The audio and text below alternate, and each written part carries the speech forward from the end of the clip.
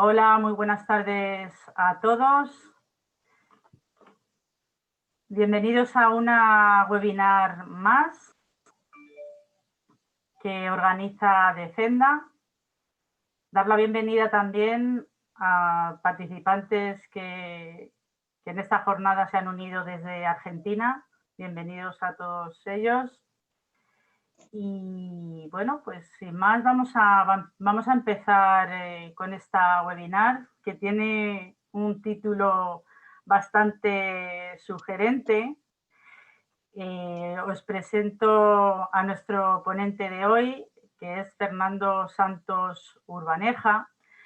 Y bueno, yo voy a leer tal cual, yo le he pedido, como se lo he pedido a todos los ponentes que han pasado por aquí, que me manden un pequeño currículum, ¿no?, para hacer la presentación. Y tengo que decir que, bueno, en esta ocasión me ha resultado bastante llamativo lo que me ha mandado Fernando. Y bueno, para mí lo que me ha mandado denota una gran humildad como persona, y lo voy a leer tal cual porque me ha parecido muy llamativo. Él mismo se define, ¿no?, con un sentido del humor cómico y provocador, que se presenta como un fiscal que salió mal. Y me cuenta que ello tiene que ver con su obstinación por el cultivo y reivindicación de las tradicionalmente olvidadas funciones no penales del Ministerio Fiscal. Al fin y al cabo, el artículo 124 de la Constitución, definidor de los principios de la institución, omite el término penal. Desde el año 1988, en el que ingresó en la carrera fiscal y fue destinado a la Fiscalía de la Audiencia Provincial de Córdoba, se ha dedicado preferentemente a los siguientes ámbitos. 1. Protección, fuera y dentro del proceso, de los derechos de las personas con discapacidad psíquica, tanto por déficit intelectual como por anomalía o trastorno mental o demencias. 2. Defensa de los menores inmersos en crisis matrimoniales o de pareja, familia. 3. Desde el año 2003, defensa en el orden civil de consumidores y usuarios con ejercicio tanto de acciones individuales como colectivas. La charla que nos va a impartir hoy, titulada Cuando la verdad no importa, se enmarca dentro del segundo grupo de funciones a la que he hecho referencia, que es defensa de los menores inmersos en las crisis matrimoniales o de pareja. Y por último, desde el año 2018, pues es fiscal delegado del orden civil y protección de personas con discapacidad en Andalucía.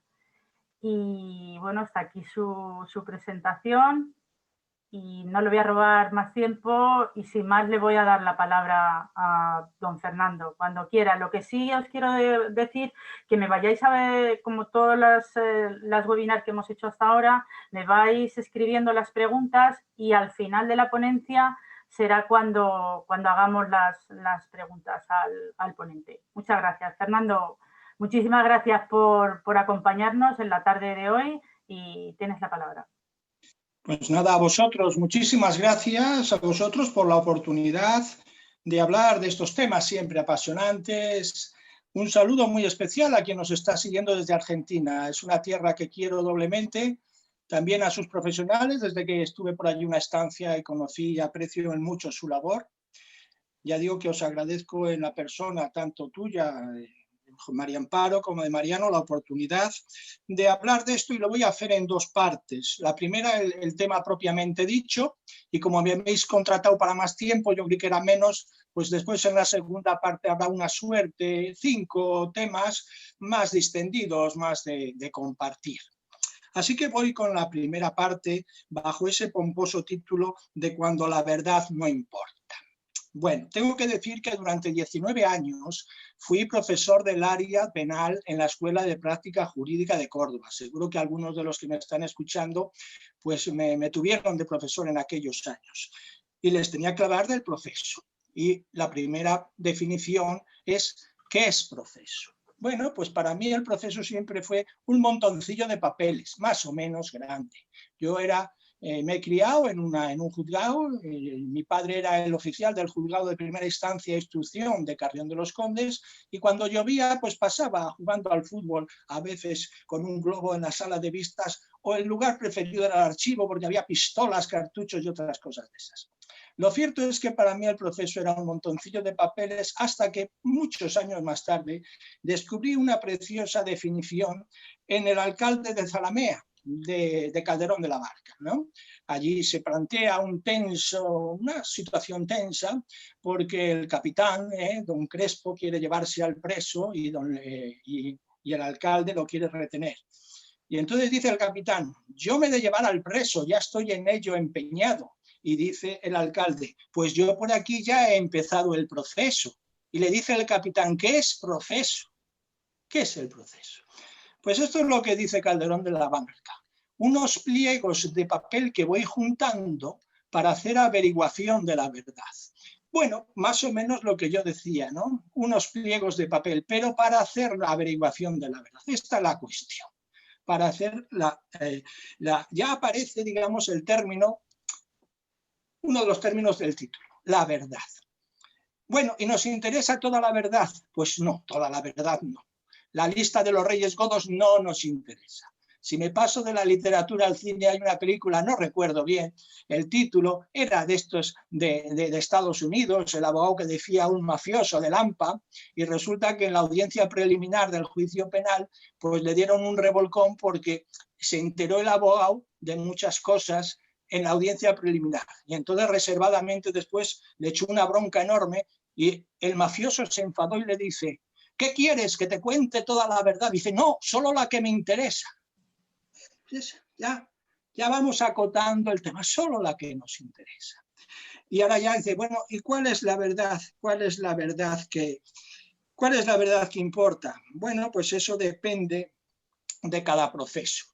Pero ya avanzo de que la verdad que importa en los procesos de familiares es muy poca, o desde luego muchísimo menos de la que creen los litigantes. Esto es lo que hay que explicarles para que no se lleven a grandes engaños. La verdad es que en los procesos de familia se produce un cisma entre la justicia del corazón, que es la que suele tener el litigante, y la justicia de los tribunales, y el abogado tiene que ser el intérprete que se lo haga comprender, ¿no? Lo cierto es que las partes, digamos, de la pareja, el marido o la mujer, o el miembro masculino, femenino, en fin, de la pareja, se puede ver atenazado entre dos realidades que le pueden triturar. Y estas son las que quiero poner un poco de manifiesto ahora. La primera es que desde hace muchos años, ya los más jóvenes no lo recordarán, desde el año 1981 no se hace declaración de culpabilidad.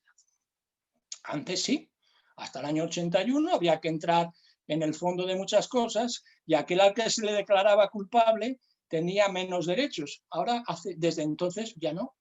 Es decir, da igual porque no es que no la haya, a veces es que no entramos en ello. Por eso digo, hay una gran parte de verdad que te quiere contar el cliente o quiere contar el justiciable o el litigante, que le quieres decir, mira, hijo, no importa, lo cual le somete a veces a grandes problemas. Y la verdad es que es así. Y que no tiene consecuencias. No hay un 1124 para las cuestiones matrimoniales. Es un acto jurídico que se puede romper de manera unilateral y no es indemnizable. Por eso, no es indemnizable, porque uno dice, hombre, mire usted. Lo cierto es que en esta transición que se hizo, porque claro, esto ya está asumido, pero en los años, hasta el año 85, 90, aparte de que el divorcio se hizo un digerible con unos plazos, con aquello de las causas, hasta que ya nos olvidamos de las causas, pero sí recuerdo la primera edición del Díaz-Picazo, una vez aprobada la ley del 81, que se hacía esta reflexión o ponía este ejemplo Díaz-Picazo. Dice, imagínense este señor, el cual la mujer le ha sido infiel, la mujer le pide el divorcio, se queda con la casa del marido, que es exclusiva del marido, con los hijos, y después el amante viene a vivir en ella. Decía, pues, ¿esto es legal? Pues sí. ¿Esto es justo? Dice, bueno, esto dará lugar a una tragedia griega, decía Díaz-Picazo. estamos hablando hace muchos años y lo que quiero es expresar el sentido y hemos evolucionado. Pero lo cierto es que esa justicia del corazón que tienen algunos justiciables tiene muy poco reflejo en lo que necesitamos plantearle al juez. Y entonces nos quieren explicar muchas cosas a las que les tenemos que decir no importa, no importa, ¿no? Esta es la primera cuestión. La segunda cosa que atenaza y que actúa también es el interés prevalente del menor. El interés prevalente del menor significa que tus intereses legítimos, por muy legítimos que sean, esa verdad que tú dices, ese derecho que mantienes y es verdad, cuando colisiona con el del menor decae. Con lo cual, esa verdad que tú dices y que es verdad no va a prevalecer porque hay otro interés. Con lo cual, otro chapuzón a la verdad. Por lo tanto, lo que queda es una justicia peculiar.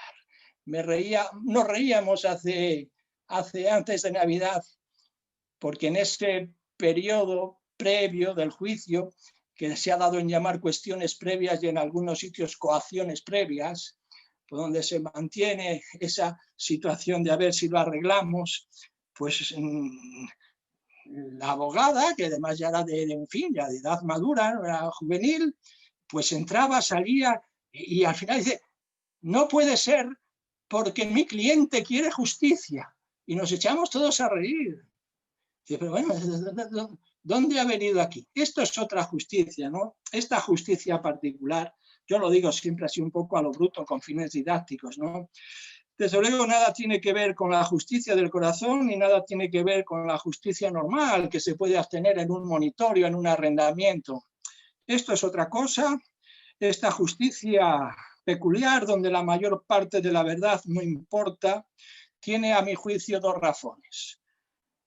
El hecho de que las cuestiones del afecto y del amor son inverificables, como no tenemos un termómetro de los afectos, como no podemos penetrar en la intimidad de los hogares, hemos renunciado a hacer declaraciones sobre eso y, por lo tanto, se trata de situaciones incoercibles y no sancionables.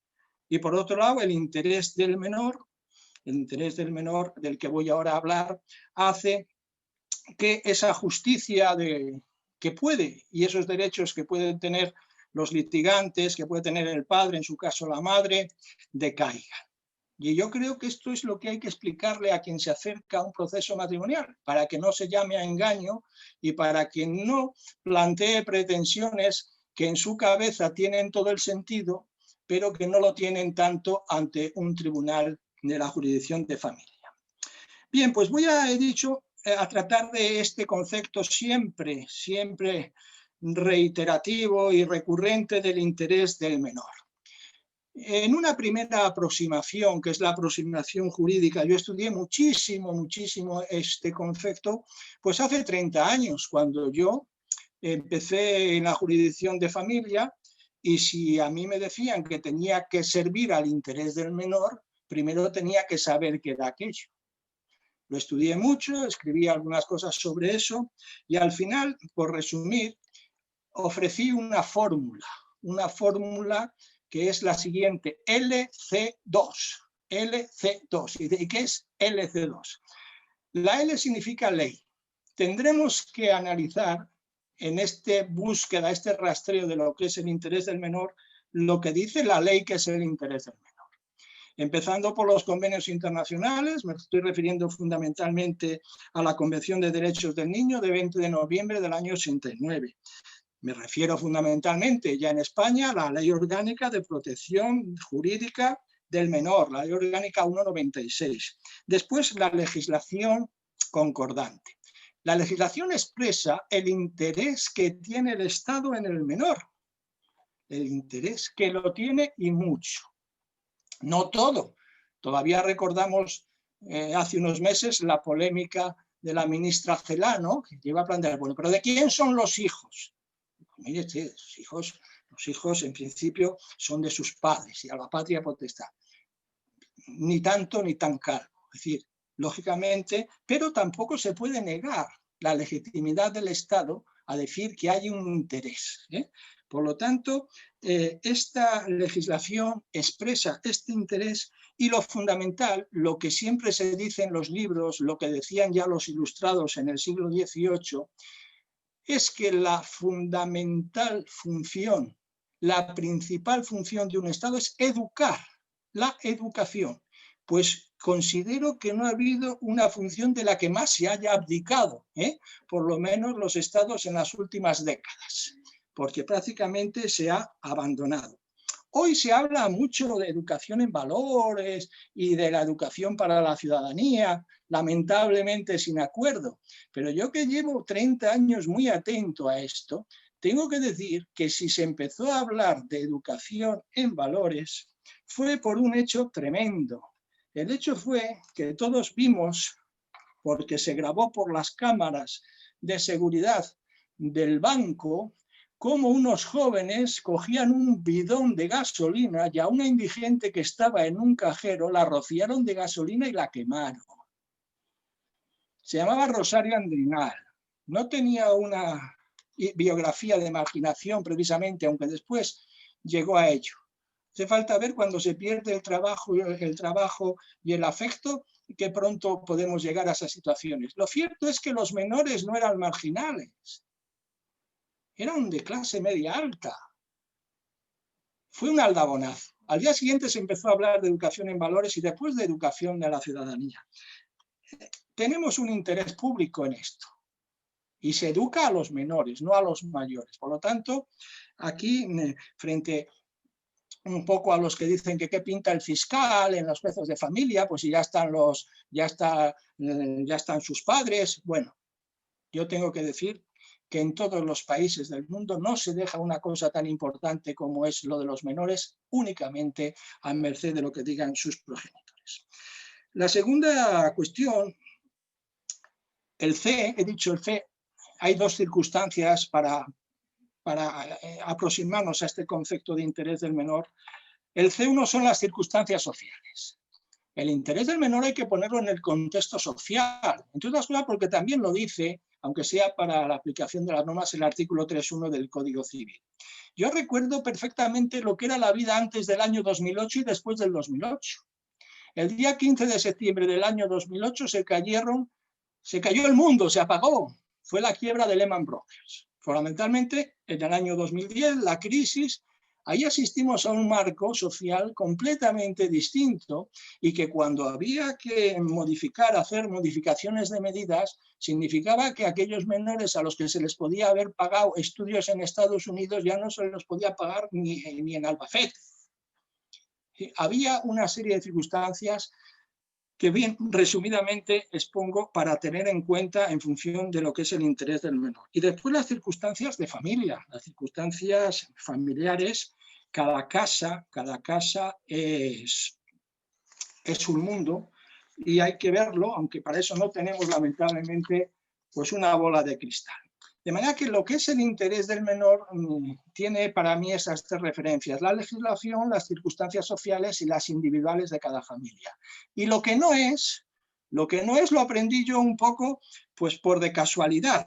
Ocurrió, yo creo que era el año 1998, que me llamó un abogado de familia y me dijo: oye, Fernando, mira, puedes participar en una mesa redonda, no te prepares nada. Es de familia, pero no te prepares nada. Y bueno, pues no me preparo nada. Una cosa así para entre amigos. Y a los 15 días me llama una señorita y dice: ¿no ha mandado usted la ponencia? Digo: ¿la ponencia de qué? Del Congreso. ¿De qué Congreso? Del Congreso Nacional de Abogados de Familia, que se celebra en Córdoba, en el que usted interviene. Y digo: yo no sé nada de esto. Pues sí, dice, mire, se celebra en el Jardín Botánico, en el Salón, 252 escritos. Bueno, yo tenía día y medio para aquello. Y pasó por allí mi hijo, que tenía 6 o 7 años, y se me ocurrió, digo: oye, Alberto, ¿a ti qué te interesa?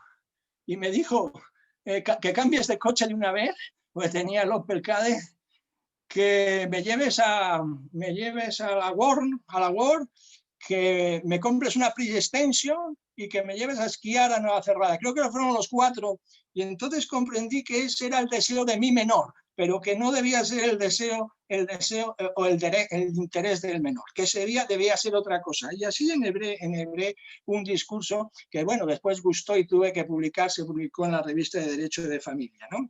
Lo cierto es que hay circunstancias, si hiciésemos una encuesta, pues los menores en sus deseos nos dirían cosas como que quiero, no sé, por la salud de mi hermano, que mi padre no nos maltrate. Ahí estaríamos en una constelación de deseos, pero eso no debe ser, ¿eh? No debe ser lo que estamos buscando, que es el interés del menor.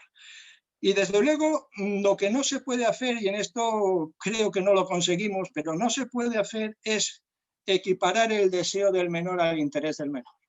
Porque entonces estamos en manos del menor, es la tiranía del menor que lo que hace es sacar a subasta sus afectos, los saca a subasta, sus apoyos, el que más me dé, pues yo quiero ir con él, porque claro, como decía esta mañana, yo esta mañana hasta las 2 he estado celebrando juicios, me decía en este caso la madre, lo tiene todo porque se lo da el padre, claro, el padre le da todo porque el padre es el que la fortuna le ha sonreído, ¿no? Quizá la educación buena esté en la madre, pero ¿quién quiere el menor? Pues el que me lo da todo, ¿no? Eso lo atisbamos, pero difícilmente lo llevamos a la práctica, ¿no? Porque educar sabemos que es amor y límites, pero si pones límites, entonces me voy, se me vuelve contra mí, me voy con el otro progenitor que no me pone límites. Resultado, un hijo mal criado y mal educado. Todo lo contrario de lo que pretendíamos, ¿no?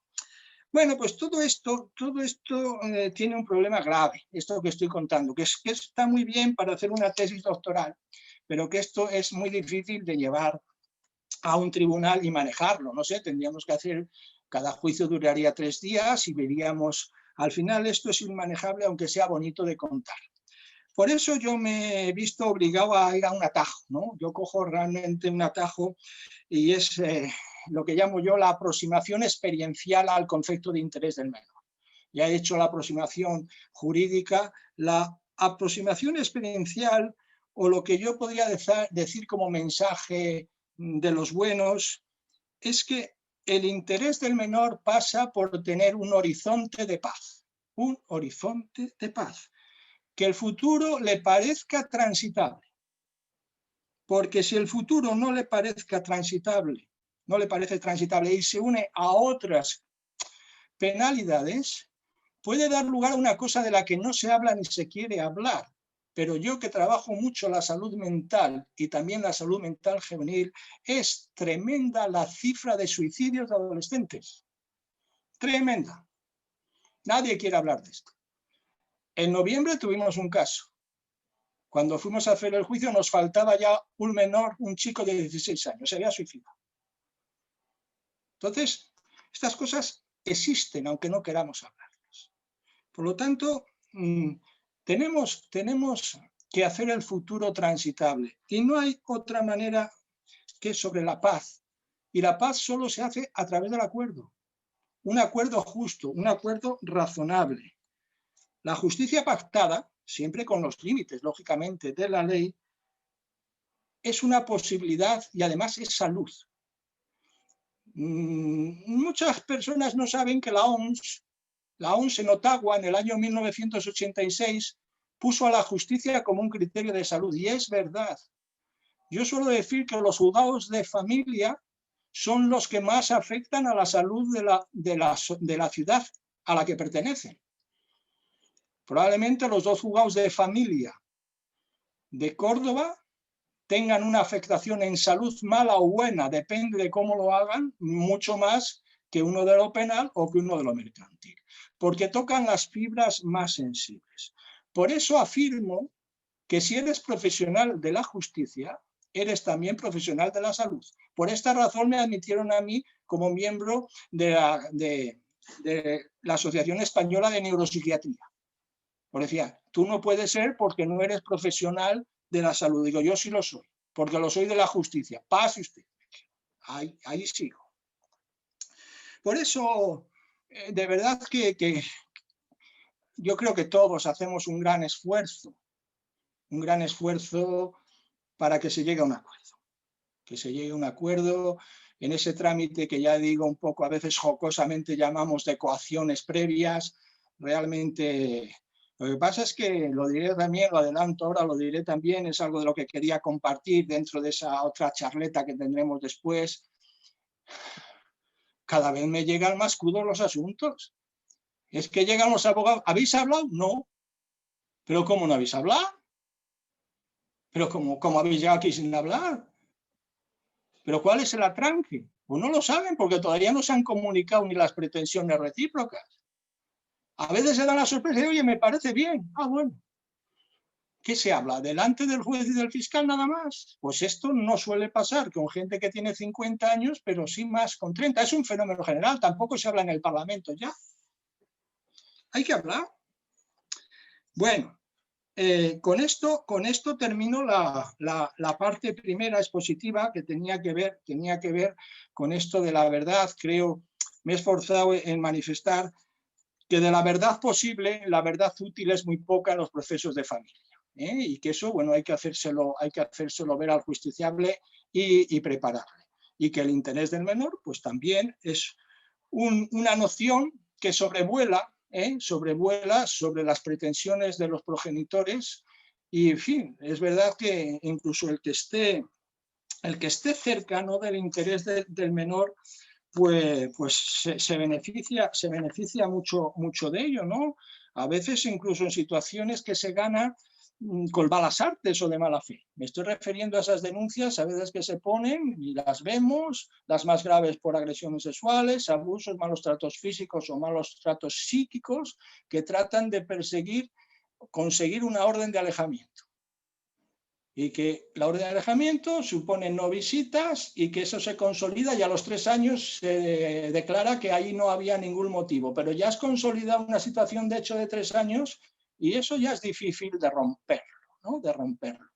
Dice, pero bueno, es que sí, pero mire, es que ya ha consolidado una constelación de relaciones de aquí el menor que ahora tras cortar este árbol, arrancarle de aquí a allá va en su perjuicio, con lo cual va a salir doblemente herido, ¿no? Aparte a la que ha sido víctima de eso.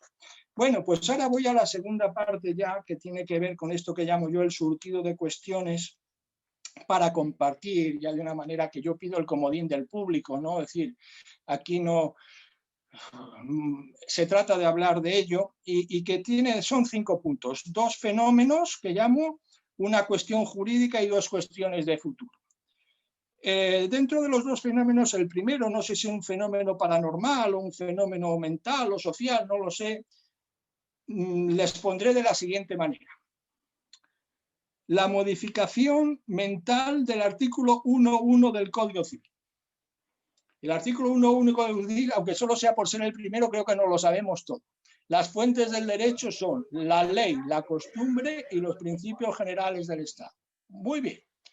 Pues ¿cuál es lo que hay mucha gente que ha traducido?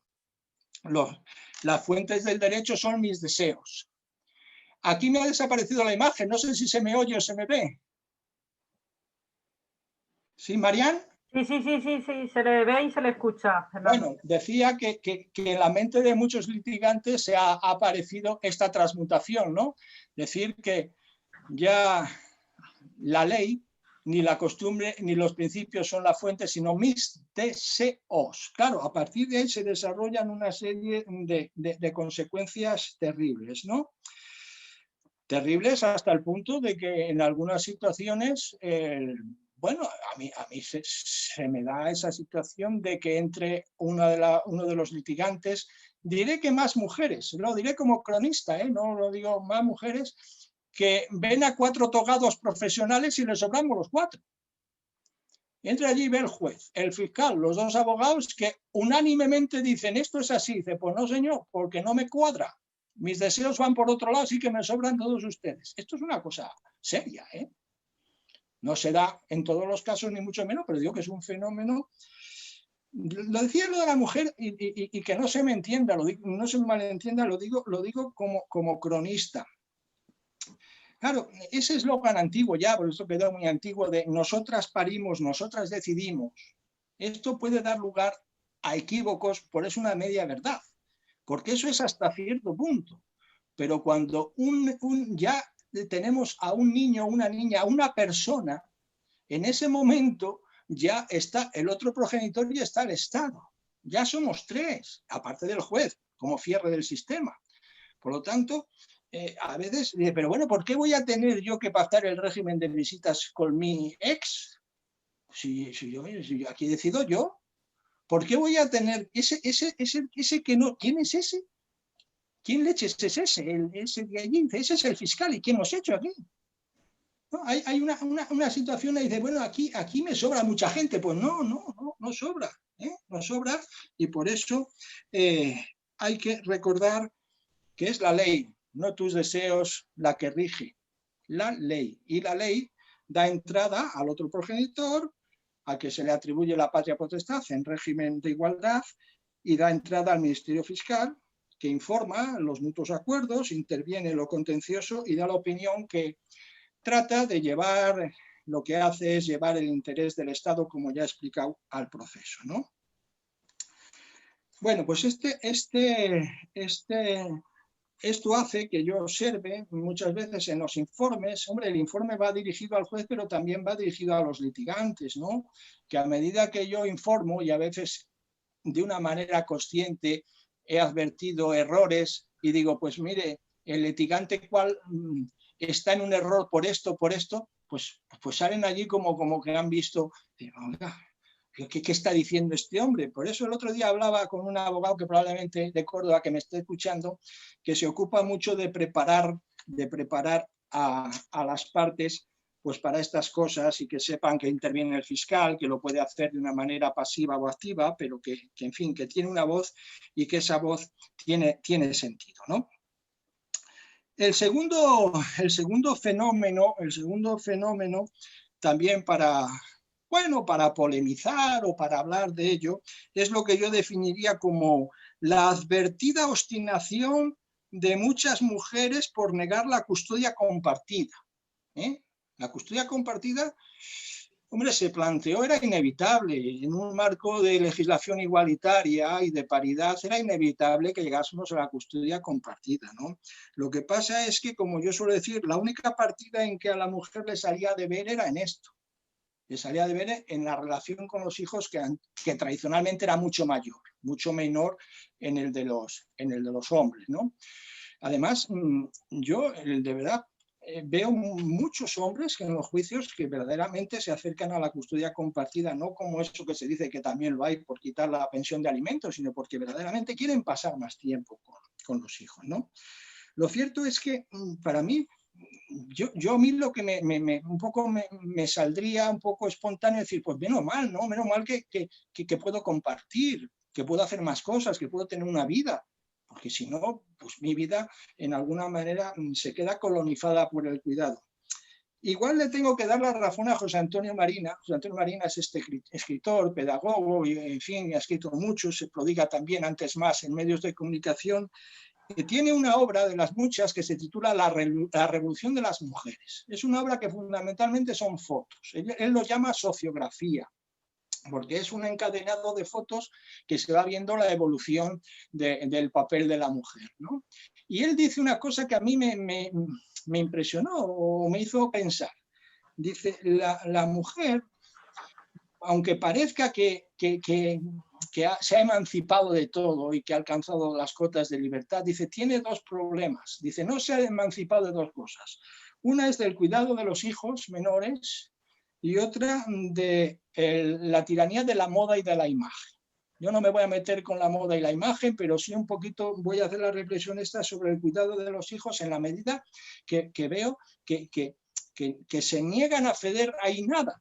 Se niegan a hacer, con excepciones. Yo esta mañana, por ejemplo, he tenido la satisfacción de que una mujer lo que le reclamaba a su pareja era que estuviese más para que ella pudiese tener una vida, ¿no? Que es lo que yo me parece a mí que es lo razonable, ¿no? No esas cerrazones de decir, no, conmigo y no pernocta y tal. Bueno, lo cierto es que no sé, quizá el componente biológico prime, ¿no? No lo sé, no lo tengo claro, ya digo que estas son cosas, nos dice la ciencia, los biólogos, los antropólogos, así con todos los respetos, llamado el cachorro humano, cachorros se nos ha olvidado que somos biología, pues durante el primer año de vida necesita más a la madre que al padre. No significa que está con el padre se muera, no estamos diciendo eso, yo que se necesita más. Por eso los que somos ya un poco mayores, pues aquel precepto decía sin paliativos, hasta los 7 años el niño va con la madre, que yo ya lo hemos superado, pero supongo que subyacía esto, ¿no? Subyacía esto.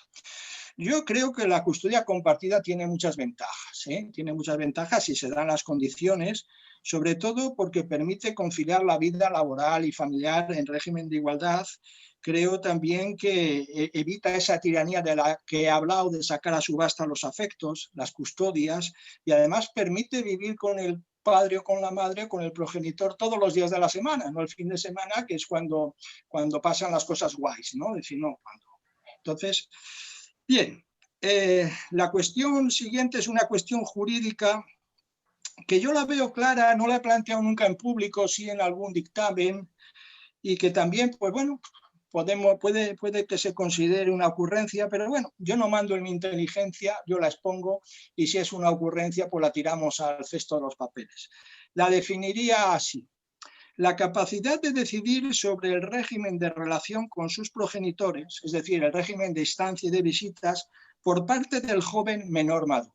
Me estoy refiriendo a esos chicos o chicas entre 15 y 17 años. 15 y 17 años. Claro, por un arrastre histórico tenemos que se les oye, sí, bueno, se les oye, claro, ya se les oía. Después era obligatorio oír a los demás de 12 años. Pero yo lo que me planteo es si cuando dicen y eligen un régimen de relación no están ejercitando un derecho fundamental. Este es un derecho fundamental.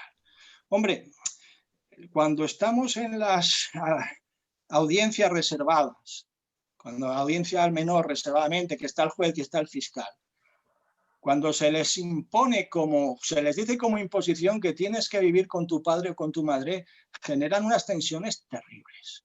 Algunos dicen que no, ya sabemos después que eso es incoercible y que es inejecutable. Pero yo lo que me planteo es jurídicamente, si nos vamos ya en el marco de esa legislación internacional, ese conjunto de legislación que da lugar a lo que se llama el estatuto del menor, del joven menor maduro, ahí pueden ejercitar un montón de derechos con autonomía. Y esos derechos son oponibles a sus padres. No me puedes leer las cartas, no puedes leer mi diario, tengo derecho a intimidad, tengo derecho a la ideología, tengo derecho a una buena parte de libertades. Si miramos un poco las cosas de lejos, vemos que una chica puede interrumpir su embarazo sin decírselo a los padres cuando tiene 16 años. Si todo esto es verdad, cuando desde esa madurez se dice yo no quiero, yo elijo vivir con este, con lo otro, no está ejercitando un derecho que será vinculante y que tendremos que defender. Pues yo pienso que sí. El tema es cómo construirlo jurídicamente. Pues yo pienso que se construye a caballo de 4 derechos fundamentales: el artículo 16 de la libertad ideológica, que es la libertad de pensamiento; el artículo 17, la libertad de trasladarme, la libertad de ambulatoria; el artículo 18, la intimidad; el artículo 19, la libertad de residencia, y que tiene como corolario o cúpula el artículo 10, el libre desarrollo de la personalidad. El libre desarrollo de la personalidad. Yo veo 2 posiciones cuando estamos en las audiencias reservadas en la exploración de los menores maduros. Ya digo, cifro en 15, 16, 17 años. Yo la actitud que adopto es la de escuchar, no la de tratar de imponer. Me interesa mucho escuchar y analizar si es fiable esa declaración de voluntad. No es un chorro de voz, unas palabras que se pronuncian, sino que obedecen perfectamente a algo que es sentido, que viene del interior. Hay que analizar si se tiene conciencia de la realidad, de lo que se está diciendo, sobre todo de lo que se gana y que se pierde con cada opción, qué jerarquía de valores se tiene, cuál es la opción que se tiene, y si se analiza este proceso y es un proceso coherente y es un proceso en el cual se ve que efectivamente esto es sentido, yo creo que se está gestando un derecho que es vinculante y que debemos respetar. Más allá entonces de decir que, bueno, ya te hemos oído, te vas, no. Creo que ahí ha ocurrido algo más, pero ya digo que esto ni siquiera nunca lo había planteado en público. La otra tesis ya he dicho que es la de decir, mira, sobre todo a veces en modificaciones de medidas y cosas, tal, que te toca irte con tu padre o con tu madre y aquí se acaba, porque si no, bueno, en fin, eso provoca grandes tensiones y al final nos vamos a resoluciones inejecutables, ¿no? Las dos cuestiones de futuro, y con eso acabo, aquí se admiten apuestas de futuro porque son, ya digo, de las cosas que vendrán, que están proyectadas. La primera me refiero a una de las medidas del anteproyecto de ley sobre eficiencia procesal en el servicio público de la justicia. Me refiero a este texto que ha aparecido el 15 de diciembre, recientito, no tiene ni un mes, en el cual, bueno, habla de lo que se llama medios adecuados de solución de controversias, los MACs, medios adecuados de solución de controversias, pero la novedad es como una obligación. Es decir, no se puede ir al juzgado sin haber acreditado haber acudido antes a un medio adecuado de solución de controversias, obligatoriamente. Y ahí viene la mediación. Y claro, la mediación es que la hemos dado ya tantas vueltas que la pregunta que dejo en el aire, esto de la mediación, ¿volverá a servir o a no servir de nada? Porque realmente ha servido de muy poco. Los mediadores que no lo sabían que lo eran hace 30 años, no lo sabían, no les habían puesto ninguna etiqueta de mediador, los abogados que hablaban entre ellos mediaban sin saberlo, como aquel maestro que escribía en prosa sin saberlo, pues estos mediaban sin saberlo. No pertenecían a ningún gabinete y tal. Supongo que ahora mismo, si esto es un anteproyecto, ya veremos, pues no sé, ahí hay un filón de trabajo, ¿no? Tenemos que hacer agencias de MACs, ¿no? De medios, Javier, porque el propio anteproyecto señala muchas, ¿no? Lo cierto es, y lo reitero, que se habla cada vez menos y que para mi disgusto a veces tienes que hacer la mediación en sala, en las cuestiones. No creo que sea. Después la minuta la voy a pasar yo también. Porque el juez no media, porque no puede mediar. Porque el juez tiene su posición de imparcialidad, no se lo permite. Pero es que yo esta mañana, el primer juicio, hemos empezado a las 10 menos cuarto. A las 10:30 hemos alcanzado el acuerdo. A las 10:30, 3/4 de hora, es que no habían hablado. En fin, creo que tenemos que ayudarnos, ¿no? Y la última cuestión mínima, es decir, ya un poquito hablando de mi casa, del Ministerio Fiscal, es que en el futuro creo que hay esperanza, buen futuro, para un refuerzo y consideración de estas funciones no penales de la Fiscalía. Decía María Amparo al principio presentándome, porque así lo hago yo, ¿no? De manera cómico provocadora, como un fiscal que salió mal. Pues es verdad, salí mal, ¿qué voy a hacer? Pero quizás salí mal porque me creí que el artículo 124 era el Ministerio Fiscal. Pero como ya han salido mal algunos más, pues lo mismo vamos siendo más. Y bueno, ha sido importante, en fin, un efecto colateral del COVID es que estos fiscales de protecciones, que generalmente no somos muy apreciados, pues se nos ha valorado mucho. Tenemos la creación reciente de la Fiscalía de Sala de Discapacidad y Mayores, y en mi intención está que se creen otras dos, la de Defensa de Consumidores y la de Familia. Creo que sí, que podemos conseguirlo. Leo ahí entre eso, dice, la experiencia que tengo de los fiscales de familias que no se pringan demasiado, no se pringan nada. Pero, ¿por qué? Bueno, pues porque quizá les tenemos que persuadir qué hay que hacer, porque yo no soy representativo, yo pertenezco a esa fiscalía, los fiscales que salimos mal, que somos muy poquitos. Los que os vais a encontrar en general pues no se van a fajar tanto, ¿eh? Pero bueno, la idea es que esto es importante y que en el futuro, yo pienso que si conseguimos una fiscalía de sala, de familia, si dignificamos, si llevamos al aprecio de los compañeros que esto es tan importante como hacer un robo, pues bueno, pues tendremos futuro. Desde luego lo tenemos ahora más que hace un año y en eso yo estoy contento. Muchísimas gracias por vuestra atención. Un saludo a todos. Muchísimas gracias, Fernando, por ilustrarnos y por darnos tu opinión y tu versión sobre cómo lo ves tú en la actualidad. Y si te parece, te voy a ir formulando las preguntas que tengo por aquí. Algunas son opiniones, ¿vale? Pero si te parece, te las voy a leer. Mira, Bien, vale. Nos dice Josefina Sánchez, en primer lugar, comparto su criterio, vaya por delante, pero el conseguir que al menos tenga su propio horizonte de paz es muy difícil de conseguirlo en nuestra práctica diaria y con el sistema actual. Forzados acuerdos entre las partes a las puertas del juzgado y con un ministerio fiscal que no conoce la realidad del menor y de la que será su nueva familia. Es un poco lo que ha comentado antes. Para conseguirlo debería de modificarse, que es lo que nos propone Josefina, debería modificarse la dinámica de los procedimientos de familia. Una reunión previa entre los abogados de la parte y del Ministerio Fiscal que se ha estudiado por su parte el asunto. De otro modo, en tu día a día, en nuestro día a día, se defienden los intereses de los progenitores y el menor queda a expensas de la suerte, salvo que coincidan dos profesionales motivados y comprometidos.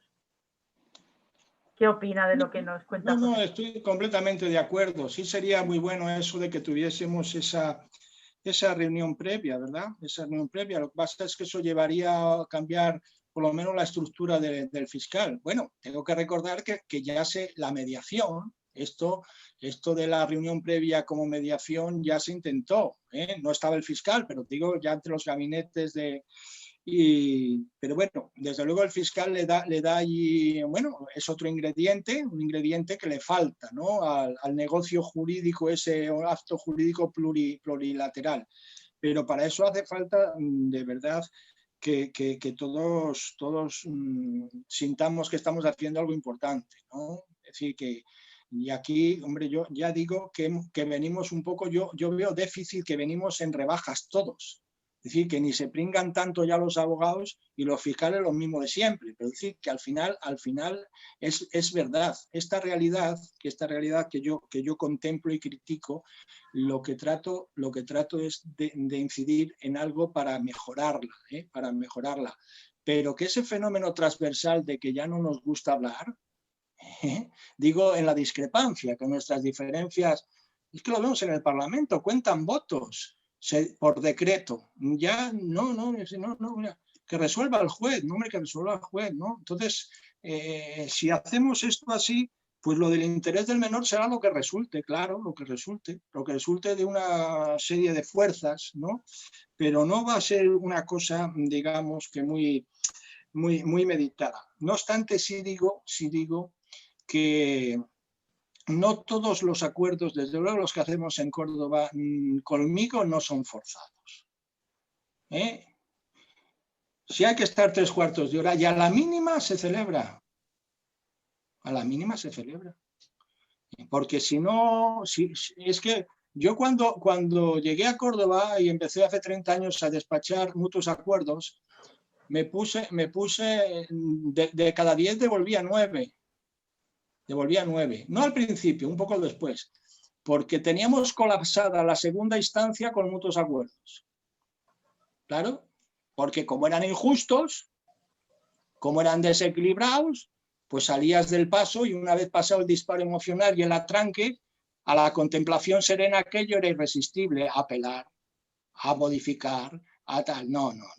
Esto hay que hacerlo en origen y si no, y si se logra en origen con paciencia, eso va bien, eso va bien. Desde luego lo que va fatal es la confrontación pura y dura. Ahí sí que jugamos a perder. He visto enloquecer en el procedimiento a muchos contendientes, volverse locos. Lo digo porque después me les pasan a la sección de salud mental. Los veo por las dos partes. Nos dice Ángeles Peinados una reflexión. Las mujeres estamos encantadas con la corresponsabilidad en el cuidado de la familia. La lástima es que muchas veces esta corresponsabilidad se despierta a raíz de un proceso de crisis matrimonial. Sí, bien. Y, De acuerdo. y otra reflexión que nos dice Silvia Savaris respecto a la mediación, pues que opina que no ha valido para mucho y que hemos conseguido más los abogados hablando entre nosotros que acudiendo a la mediación como solucionador de conflictos. Como bien ha dicho usted, que muchos hemos estado haciendo eso toda la vida, o sea, porque hemos estado haciendo de mediadores sin tener esa etiqueta, ¿no?, puesta de mediador, porque hemos estado negociando con los compañeros. Y otra opinión más es pues que la mediación es una total pérdida de tiempo y un paso procesal más que ralentiza todo. Juana dice que la experiencia que tiene con los fiscales de familia, bueno, eso ya lo ha leído usted antes, que no se prengan demasiado, que está de acuerdo. Martín Escobar dice, los abogados pueden hacer mucho por la familia, que es donde de verdad es necesaria la mediación. Realmente aquí hay una pregunta que nos la hace Glendis, que dice que ¿qué opina sobre los coordinadores de parentalidad y su participación impuesta por el juzgado con la carga económica que supone esto a las partes? Yo eso, aunque sí sé lo que es, aquí yo creo que no tenemos en Córdoba, ¿no? Eso no... Es que yo creo que eso no funciona en todas las jurisdicciones. No, yo sé, por ejemplo, que en Madrid sí, pero sé que en muchísimas jurisdicciones no. Aquí de eso, digamos que no tengo experiencia práctica en la medida que aquí no existe nada de esto, pero vamos, que esto es otra historia parecida a la mediación, ¿no? Se trata de profesionales, pero por alguna razón que desconozco no cuajan estas cosas, digo mayoritariamente, digo que podría ser, porque si cuajan un 8%, pues bueno, es una eficacia pequeña, ¿no? No sé que al final qué resortes hay que... Porque, bueno, los profesionales, pues supongo que harán bien su trabajo, seguro, pero ya digo que no tengo, aquí no tengo la experiencia. No existe esa figura, ¿no? Ahí en Córdoba. No. No está implantada todavía. Yo le quería hacer una pregunta al hilo de lo que ha comentado antes de la custodia compartida. Es cierto que cada vez se está concediendo más, porque también se ve con buenos ojos, ¿no? Pues como ha dicho usted antes, pues que el padre tenga un interés real en pasar más tiempo con su hijo. ¿Y qué factores son los claves para que se conceda esa custodia compartida? O sea, ¿y cuándo ustedes se oponen realmente a que se conceda esa custodia? Hombre, un poco lo que tiene que haber es una cierta sintonía en todo, ¿no? Decir, decir, bueno, pues que si los dos trabajan, pues bueno, pues los dos, digamos, trabajan, tienen unos horarios más o menos compatibles, unos ingresos hombre, que no se lleven muy mal, ¿no? Lo que quizá aquí yo, sin que ahora vaya eso, la custodia compartida como régimen que se estrena, como primer régimen, es una cosa. Y la custodia compartida después de 8 años, eso es otra. En fin, ahí yo tengo menos... Sí, bueno, es que ahora no, ahora como se ha puesto de moda la custodia compartida, vamos a ir a la custodia compartida. Eso es más complicado, siempre porque ya tenemos, digamos, una trayectoria. Eso lo quiero decir un poco como, porque se nos plantea muchas veces ahora muchísimas modificaciones de medidas y vamos a la custodia compartida. No es lo mismo que decir, oye, no, aquí hemos tenido una crisis y de nuevas empezamos. Que eso yo creo que incluso los litigantes lo tienen también más claro. Entonces, en principio, en la medida que es el régimen ahora un poco modelo, aunque ya estamos teniendo también algunos, ya está cuestionado, ¿no? En fin, me acuerdo que en Aragón fue cuando empezó y oigo voces a veces, no sé si son doctrinales o de la calle, que esto había que repensarlo. Yo creo que si hay si hay dos personas maduras, mayores de edad, maduras, y que no es solo una pose, es una intención de pasar más tiempo con los chicos, pues hombre, la flexibilidad que tiene el régimen, que no tiene por qué ser igual por semanas, pues ahí habría que dar una oportunidad a la custodia compartida, habría que darla. Yo, esa es mi opinión. ¿Y no se mira con los mismos ojos cuando se pide de entrada esa custodia compartida que cuando se pide en una modificación de medidas? Yo no en el sentido de, porque ya tenemos una biografía, es decir, tenemos un régimen que hay que cambiar, no un régimen que voy a estrenar. Entonces, no digo que no se pueda, se puede. Lo que digo es que a mí me gusta más hacer los cimientos ya desde el principio. Estrenarlo. Cimentar sobre custodia compartida, no construir sobre la exclusiva la compartida, porque ahí ya hay muchos tics, muchas costumbres, muchas rutinas que cambiar. En fin, eso no es tan fácil. Nos pregunta Ángela Espeinado cómo incide la dilación y retardo de los procedimientos judiciales en la tensión propia de los procesos matrimoniales. Desde las asociaciones de fiscales, es que nos hace varias preguntas. Desde las asociaciones de fiscales, ¿hay alguna sugerencia sobre cómo cumplir los plazos procesales por parte de los juzgados y fiscales para no demorar los procesos judiciales de familia más allá del tiempo establecido legalmente? Hombre, yo empezando por lo último, vamos, no creo que ninguna asociación de fiscales se haya ocupado de esto, ¿eh? No lo creo, de verdad, ojalá. Sería, digo, el plazo específico de los procesos de familia, porque como no se ocupan del proceso de familia en nada, es más, vamos a ver, lo voy a decir claramente. Dentro de los fiscales lo que prima es el abolicionismo. ¿Qué pintamos ahí? Entonces esa es la... Después ya vamos a hablar de qué hablamos. Entonces, lo primero es que sí, que tenemos, ya digo que me he obstinado en que se lleven a efecto las funciones tradicionalmente olvidadas del Ministerio Fiscal, en contra de todo, en contra de todo. Entonces, a partir de ahí, que las asociaciones menos me extrañaría que dijesen que nos retirásemos, ¿no? Entonces, eso por ahí. Ahora, en el plano general, pues claro, nosotros tenemos en el estatuto, en el artículo 3, como función el velar porque las resoluciones judiciales se cumplan en los plazos y en los términos precisos. Y, hombre, dando un poco la vuelta al argumento, que las resoluciones judiciales, esas que tenemos que velar por su cumplimiento, también lleguen en los plazos y términos precisos. Pero eso depende de muchas cosas.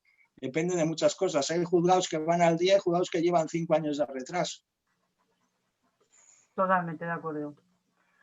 Juana Checa nos dice, la mediación además es un coste añadido, es otra opinión al procedimiento y nunca ha funcionado en temas de familia.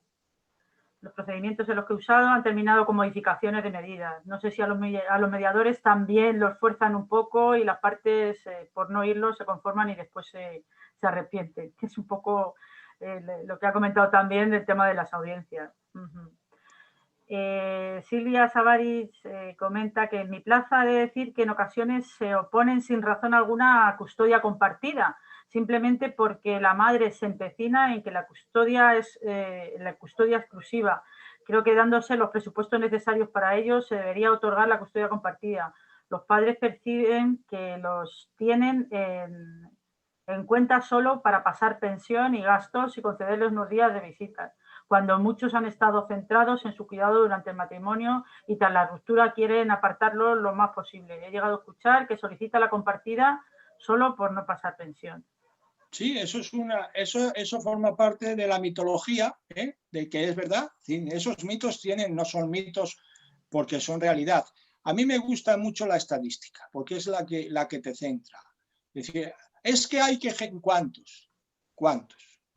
Entonces, yo creo que eso es un porcentaje que estará entre un 15 y un 20%, pero probablemente haya un porcentaje similar de padres que realmente, es mi experiencia, que realmente en el interrogatorio se ve, pero no es el interrogatorio, sino analizando un poco la biografía y lo que uno puede conocer, que no es mucho, pero bueno, conoce más si quiere conocer más. Y un interrogatorio hábil, cuando te preparas el asunto y obtienes determinados datos sobre los que preguntar, pues sí que te puedes hacer una idea si vas de farol o verdaderamente aquí ha habido una implicación.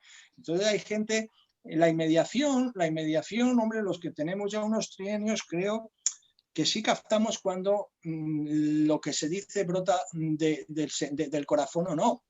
Hay gente verdaderamente, padres, ya digo que en esa cifra 15-20%, los que viven como una tragedia el solo estar el fin de semana, que quieren más.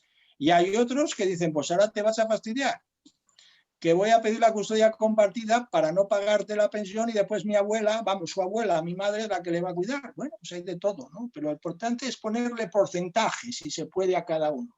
Porque no hay nada que sea 100%. No hay nada que sea 100%.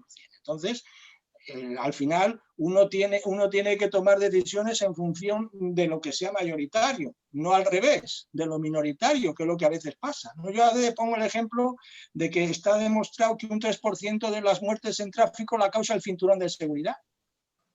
Es el que te mata. ¿Le quitamos? No, que te salvan el 97%.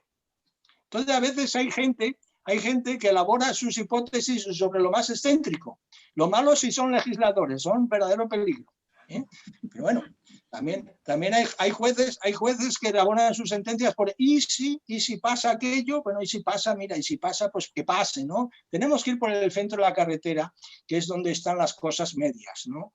Y hay que analizar cuánto hay de qué, y hombre, nosotros podemos hacer un traje a medida. A medida que vamos sabiendo más, ajustamos más. Ahora, para eso nos tenemos que ayudar todos. Si nos ocultamos la verdad, pues bueno, pues nos la ocultamos. Ahora, si la exponemos... Está claro. A ver.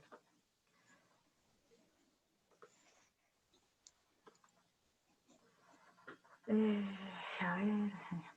Nos comenta Natalia Acosta, en mi experiencia como profesional en la provincia de Río Negro, en Argentina, la instancia de mediación previa obligatoria en todos los procesos civiles han causado un buen impacto y muy buen resultado a fin de evitar la judicialización de casos.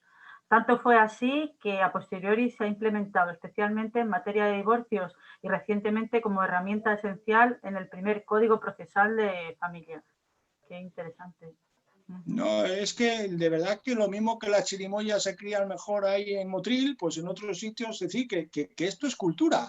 Yo verdaderamente me enriqueció mucho el contacto con juristas iberoamericanos, porque es otro mundo y tienen digo que allí hay otros productos, se producen otros productos. Nosotros no producimos mediación, lo puedo afirmar. Aquí no funciona. Claro. ¿No funciona? Pues ¿por qué? Pues porque no será la tierra o el clima para la mediación.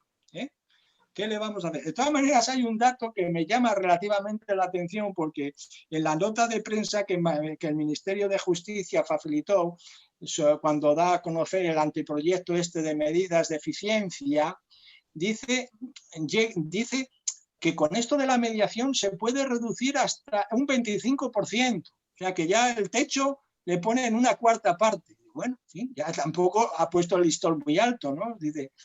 Yo creo que, como decía Piero Calamandrei, dice, el abogado es el gran higienista de la administración de justicia. Hombre, Piero Calamandrei ya hace muchos años que murió, ¿no? Pero sí que es verdad que esos abogados de los años 60, de los años 70, cuando hablaban, ¿qué llegaba al juzgado? Pues llegaba lo que era conflicto puro.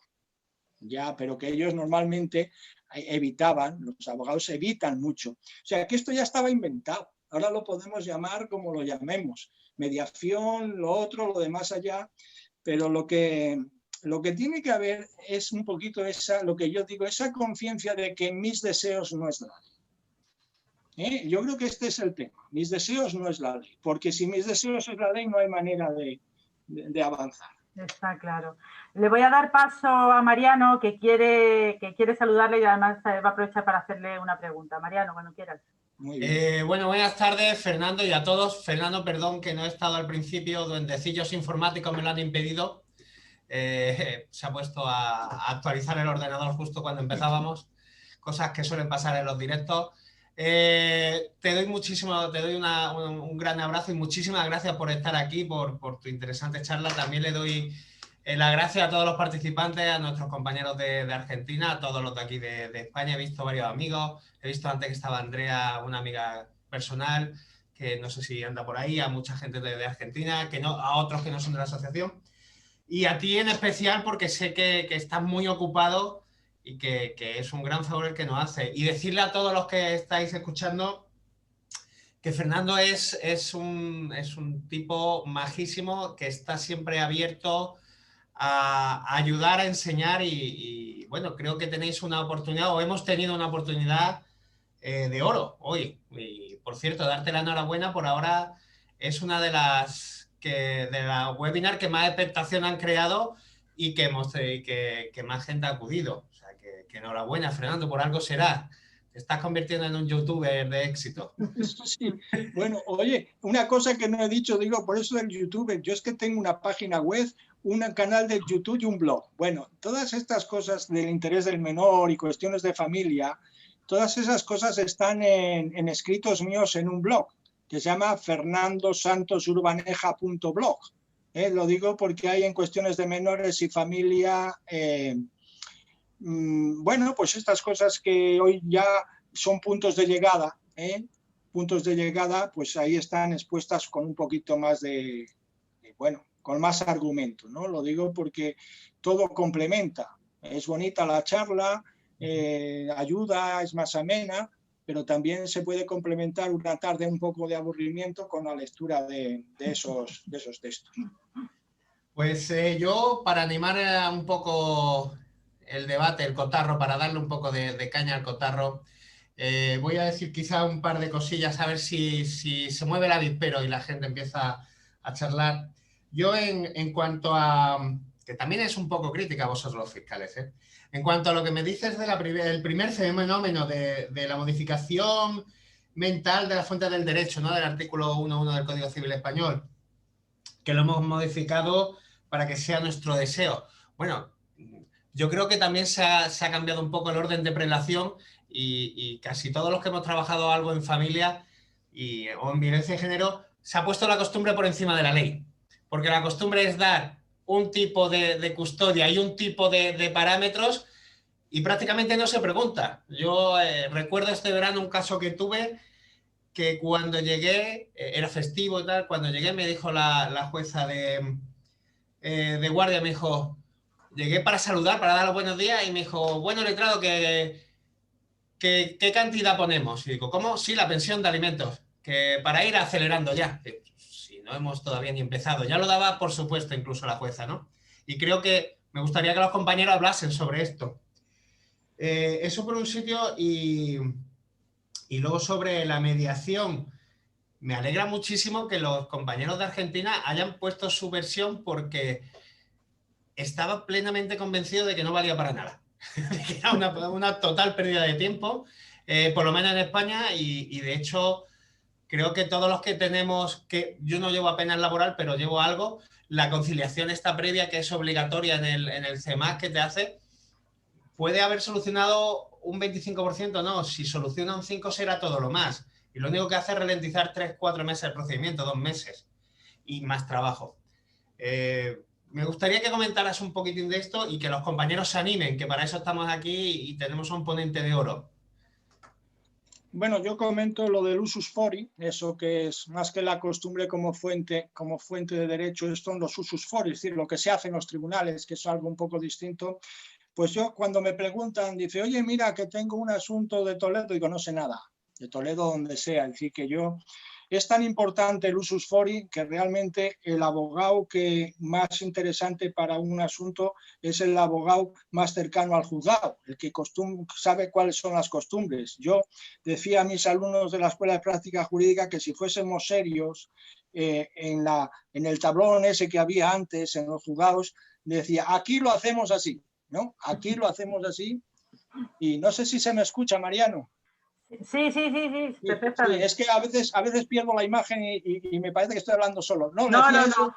Decía, hasta tal punto es esto que dice Mariano, ¿verdad? Que yo había dicho, mira, olvidémonos del BOE y todo eso. Si queremos dar seguridad jurídica, porque en una planta podía haber 4 juzgados y en cada uno de esos juzgados se hacían las cosas de una manera.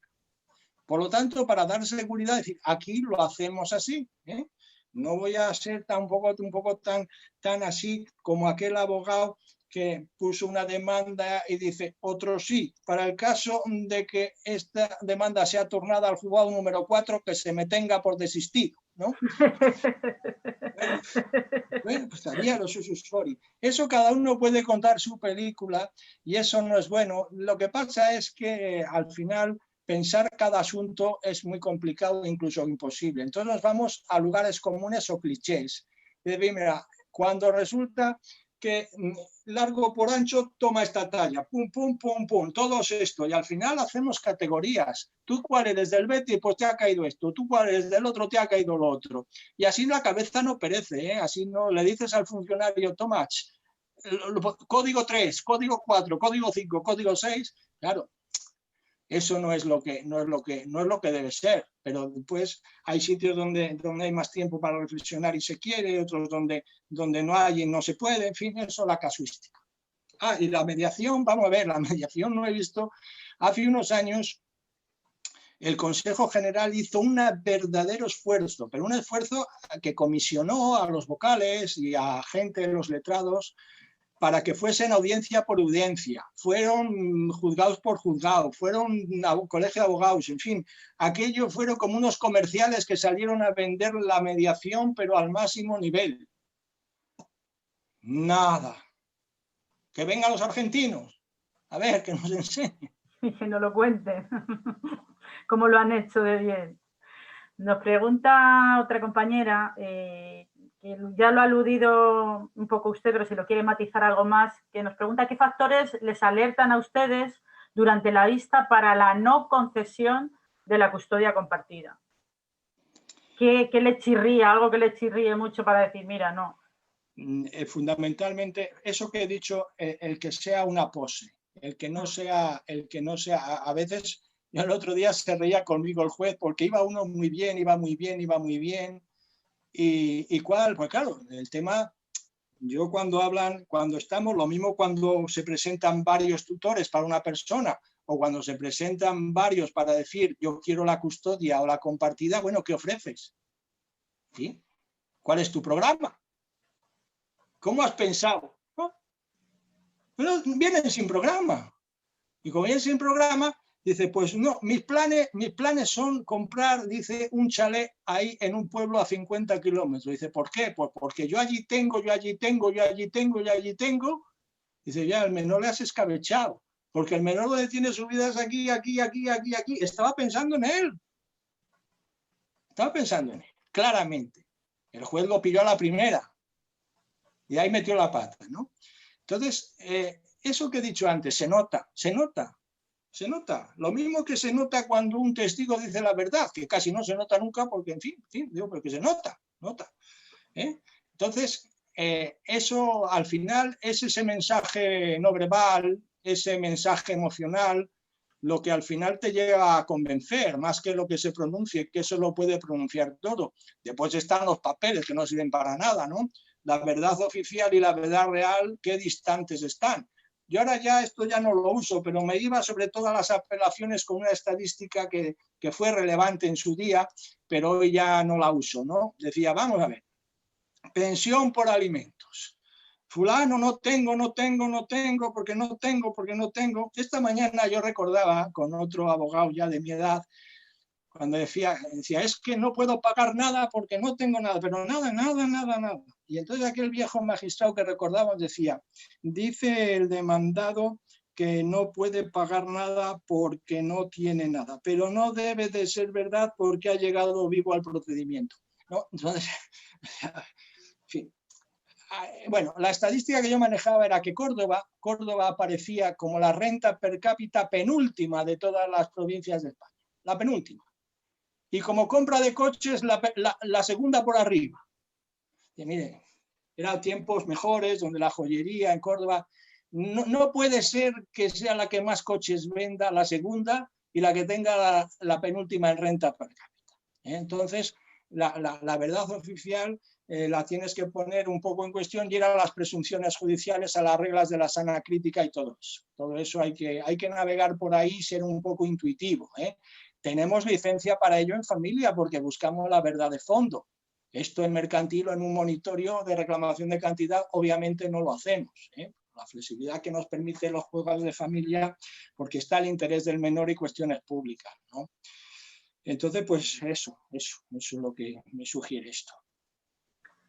Nos pregunta una compañera que le gustaría que ahondaras en lo que has comentado al principio de ese abolicionismo, que es tendencia, ¿no?, de que desaparezca el fiscal, pero y se hace la pregunta de ¿no es el fiscal el que vela por el interés del menor? ¿Cómo puede desaparecer esa figura? Bueno, pues si es que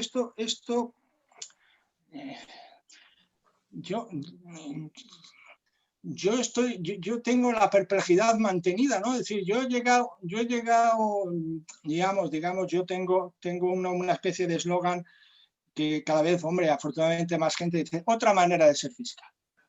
Yo propongo otra manera de ser fiscal y tengo dos escritos, uno que se llama Otra manera de ser fiscal 1 y otra manera de ser fiscal 2, ¿no? Y en la otra manera de ser fiscal 2 me dirijo a mis compañeros y les digo que vale, que como son los garantes del principio de legalidad, en la medida en que la legalidad dice que intervengamos, si no están de acuerdo, como también tenemos capacidad de hacer propuestas de reforma legislativa, que propongamos un artículo 1 bis a la ley de enjuiciamiento civil.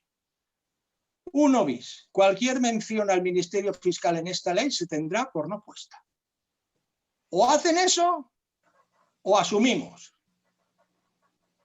Ya está bien. Ya está bien. Entonces yo creo que pocas cosas más importantes habrá que intervenir en los juicios de familia representando el interés del menor del Estado.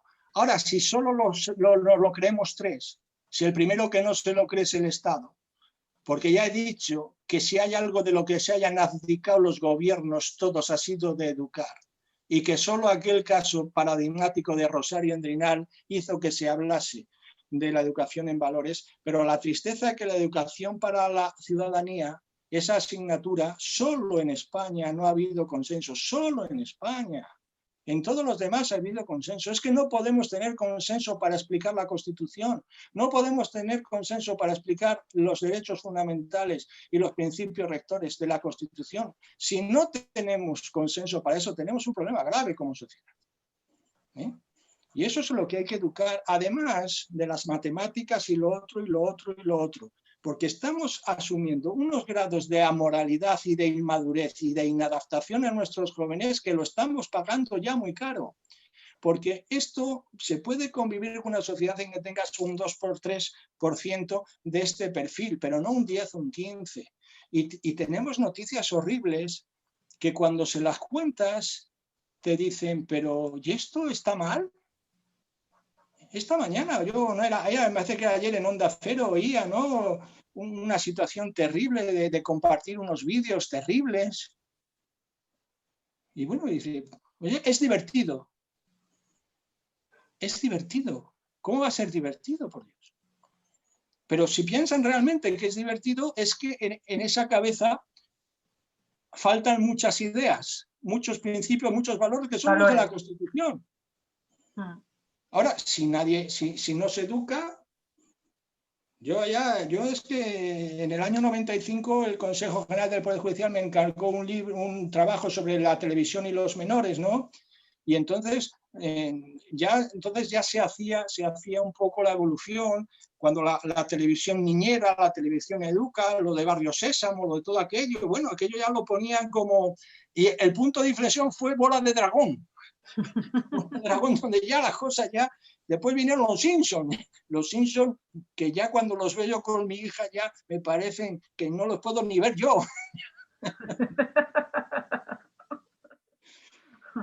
Es un problema que tenemos con la educación, ¿eh? Y el tema es que esto decían los ilustrados, que la principal labor era educar, porque son los forjadores, decían, de la sociedad futura. Entonces ellos, bajo el paradigma de la igualdad y de la fraternidad y de la libertad, también pretendieron educar a las personas con discapacidad. Los primeros, más que métodos, intentos, y desde luego ofrecer educación a las personas con discapacidad vienen de la Ilustración, pero por esta necesidad de no excluir a nadie. Fue el siglo XIX el que trajo los métodos, pero lo que fue la intención.